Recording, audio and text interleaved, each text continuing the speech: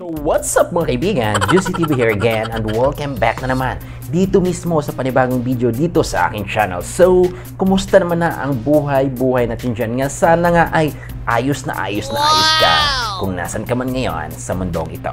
At kung bago ka pa nga dito mismo sa aking channel ay inaanyayahan ko nga kayo na mag-subscribe. Pilitin nyo yung sarili nyo na mag-subscribe sa aking channel at i-click nyo na rin yung notification bell nang sa ganun nga ay palagi kayong updated dito mismo sa mga videos na i-upload ko sa aking channel. At sa lahat nga ng gustong magpapa-shoutout ay just comment down below kasi lahat ng comment ng shoutouts mga kaibigan ay babasahin ko yan every end of this vlog.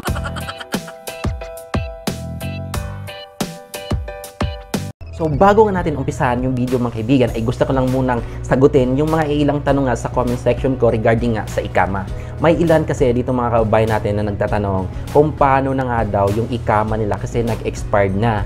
Paano nila marinyo kasi nagtanong daw sila sa mga amo nila or sa boss nila, antayin na lang daw matapos yung COVID tsaka erinyo. Gusto ko lang ipaalam sa inyo mga kaibigan na last April 4, naglabas po ng panibagong memorandum yung King dito sa bansang Saudi Arabia at pinapangunahan nga ito mga kaibigan ng the General Directorate of Passport na kung saan nga mga kaibigan ang lahat nga ng ikama na mag-expire simula March 18 hanggang June 30, 2020 o ulitin ko po mga kaibigan, kung ang ikama ay mag-expire from March 18, 2020 to June 30, 2020 ay i-extend po ito ng gobyerno mga kaibigan ng 3 buwan at wala kayong babayaran, okay? Uulitin ko po, klaruhin ko lang. Sa lahat ng mga ikama na mag-expired from March 18, 2020 hanggang June 30, 2020 ay otomatiko na po mga kaibigang i-renew yan ng gobyerno na walang bayad. Kahit nasa Pilipinas ka man or kung nasang bansa ka man ngayon mga kaibigan, kung alam mong expired na nga yung ikama mo on that time, automatic na po siyang i-renew nga ng gobyerno dito sa bansang Saudi Arabia. Halimbawa, yung ikama mo, halimbawa lang ha, yung ikama mo nag-expired ng June 29. Covered pa rin siya mga kaibigan. June 29, July, August, September. Yung ikama mo mga kaibigan ay mag-expired na by September 29. Okay? The General Directorate of Passport explained that the extension of the resident ID card was done automatically without fees as text messages are sent via mobile to all beneficiaries in cooperation with the National Information Center and the Ministry of Finance. So meron nga rin iba dito mga kaibigan na nagtatanong paano daw yung mga ikama na nag-expired na ng 2 years ago, 1 year ago. Mga kaibigan, hindi na po yun kasama, okay? Invalid na po siya at pasok na po talaga siya mga kaibigan. Kaya lang naman binigyan ng extension ng 3 months yung mga ikama na nag-expired from March 18 to June 30 dahil po mga kaibigan sa COVID-19 na pinoproblema natin ngayon dahil hindi po siya ma-process ng inyong mga employer o inyong mga amo. Magandang araw po. Ang embahada po ay tumutugon sa mga mensahe sa abot po ng aming makakaya mula 8 ng umaga hanggang alas 8 ng gabi. Kung kayo po ay may emergency, agad pong tumawag sa Saudi emergency number. Sa pulis mga ibigan yun ay ang 999, sa ambulance naman 997 at yung sa fire station naman 998 at yung sa COVID-19 concerns tumawag kayo mga ibigan sa 937. A coronavirus is a type of virus that can infect the respiratory tract, meaning the nose, mouth, throat, sinuses, or lungs. Naglabas na nga mga kaibigan ng panibagong update as of April 25, 2020 ang Ministry of Health dito mismo sa bansang Saudi Arabia at shinare nga ito mga kaibigan ng Saudi Bus, isang legit Facebook page dito mismo sa bansang Saudi Arabia at maasahan talaga natin yan pagdating sa mga balitang Saudi Arabia at naglabas na rin mga kaibigan ang DOH o Department of Health sa estado nga ng bilang ng nagpositibo sa bansang Pilipinas. Bago tayo mga kaibigan napunta sa balitang Saudi Arabia at Pilipinas, puntahan muna natin kung gaano na nga ba karami ang kabuoang total ng infected person sa buong mundo. Naglabas na nga mga kaibigan ng panibagong update yung worldometer.info April 25, 2020 na kung saan nga mga kaibigan umabot na siya sa 2 million, ulitin ko po mga kaibigan, 2,902,708 katao ang kumpirmadong kaso dito mismo sa coronavirus sa buong mundo.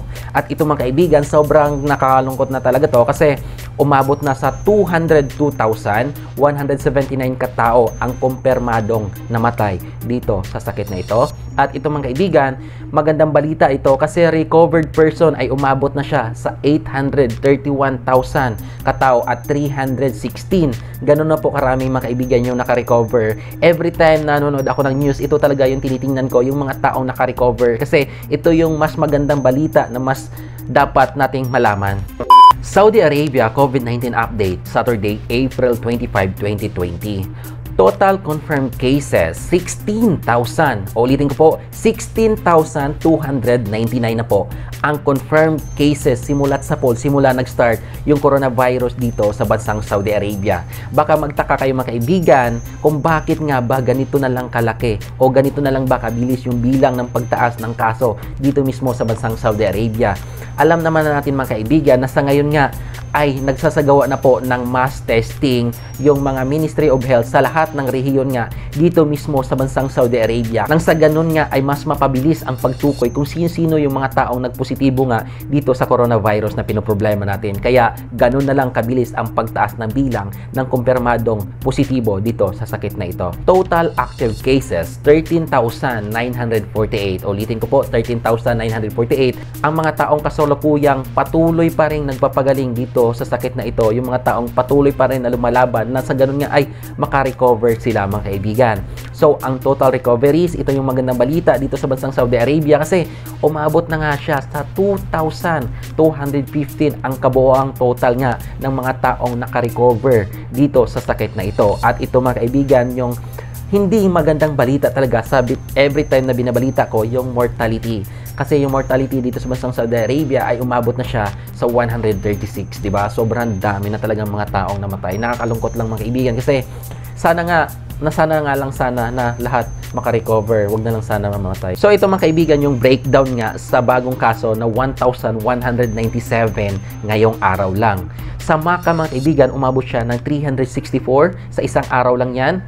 271 sa Jeddah, 170 sa Riyadh, 120 sa Madina, 45 sa Kubar, 43 sa Dammam, 34 sa Hufuf, 27 sa Taif, 26 sa Jubail, 20 sa Baish, 17 sa Buraida, 13 sa Yanbu, 12 sa Al-Mitnab, 6 sa Baha, 6 sa Sajjer, 5 sa Arar, 5 sa Al-Musamiyah, 2 sa Abha, 2 sa Al-Muqwa, 2 sa Tabuk, at tag-iisa naman mga kaibigan sa Kamis Mushait, Unaysa, Bin Malik, Truba, Konfutha, Al-Karj, tsaka As-Solfi.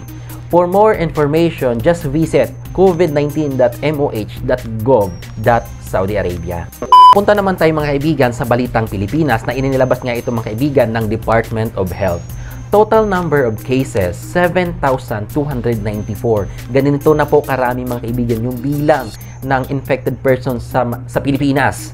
Ganito na po karami kasi alam naman natin, ang titigas talaga ng ulo ng mga Pinoy. Grabe. Pag nakikita natin sa mga social medias ay ma-stress ka na lang, mababad trip ka na lang kasi sobrang titigas talaga at yung iba talaga sumusuway pa talaga sa gobyerno. Ito mga kaibigan, as of 4 p.m. today, the Department of Health reports 102 new cases of COVID-19 in the Philippines. Ngayong araw lang mga kaibigan, as of ito mga kaibigan, April 25 lang ito mga kaibigan, sa isang araw lang, umabot na nga sa 102 new cases of COVID-19 sa Pilipinas.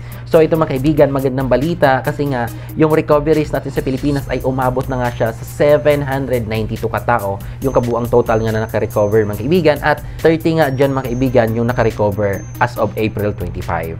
Ito mga kaibigan, isa to sa pinakapangit na balita, isa to sa pinakamalungkot nga na balita na umabot na mga kaibigan sa 494 katao. Ulitin ko po, 494 na katao ang nasawi nga sa Pilipinas dahil sa sakit na ito. At 17 dyan mga kaibigan, April 25.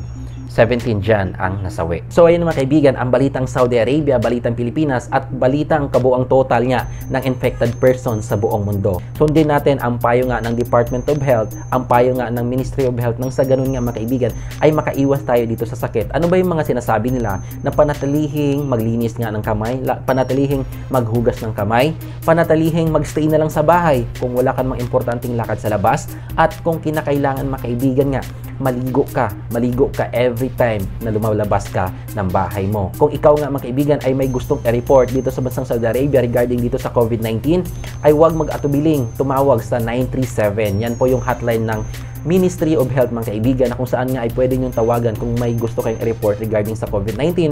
At kung ikaw nga mga kaibigan ay may nararamdaman o may naranasan na kakaibang sintomas sa inyong katawan, ay huwag mag-atubiling pumunta sa hospital, kasi lahat po ng konsulta o lahat po ng mga babayaran regarding COVID-19 is totally free dito mismo sa bansang Saudi Arabia. So mga kaibigan, andito na nga tayo sa last part ng video ito. Yun ay ang mga shoutouts ninyo. Babasahin ko ng special shoutouts lahat na nag-comment na may shoutout, okay? Special shoutout sa iyo kay Mary Rose Barca. Sabi niya, Ramadan Karim boss, pa-shoutout po, pagod, grabe Ramadan na naman eh. #OFW.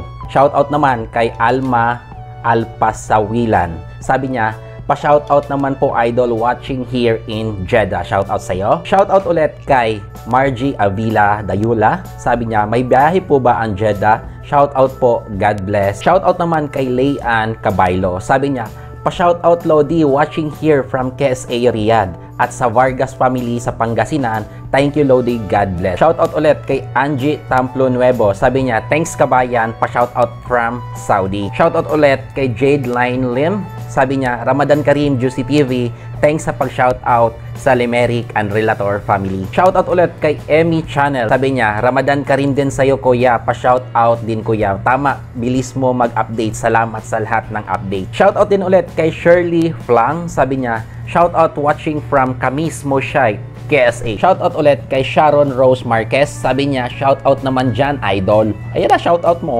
Shoutout ulit dyan kay Malu Vlog. Ramadan Karim sa'yo boss, may pabalik ba dito sa Saudi? Yung may mga re-entry visa, watching from Riyadh. Shoutout to next video. Shoutout din kay Ninong Bisaya. Sabi niya, sir, pa-shoutout naman watching here from Aljop. Salamat sa info sir.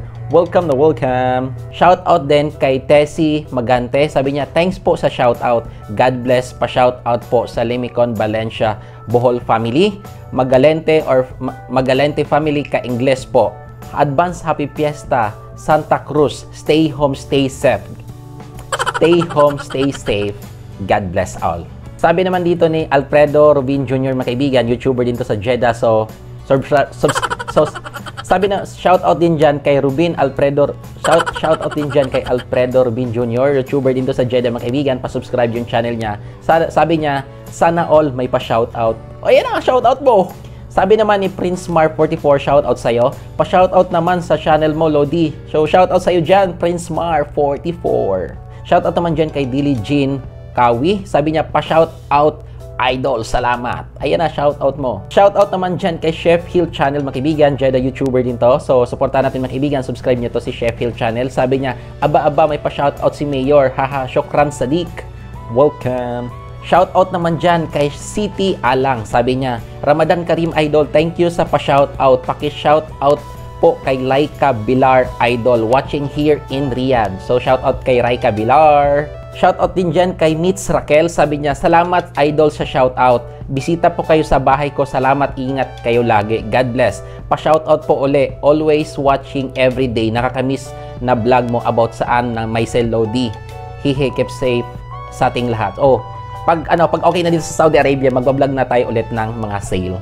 Shoutout naman dyan kay Noel Yabot. Sabi niya, pa-shoutout po. Shoutout dyan kay Monisa Carlos. Sabi niya, pa-shoutout po kuya. So, shoutout naman dyan mga kaibigan kay Arjen Billy. Sabi niya, ba't di mo inulit shoutout sa akin? So, mga kaibigan, subscribe nyo rin to si Arjen Billy. Isa rin siyang Jeddah YouTuber. Shoutout naman dyan kay Mercedes Bulaladhi. Sabi niya, pa-shoutout po kay Norji Aksan. So, ayan lang po mga kaibigan, yung mga ilan nga nagpa-shoutout dito sa aking channel. So, sa lahat nga ng gustong magpa-shoutout dito sa aking channel, ay just comment down below kung sino nga ang gusto nyo ipa-shoutout para sa ganon ay mabasa natin every end of my vlog.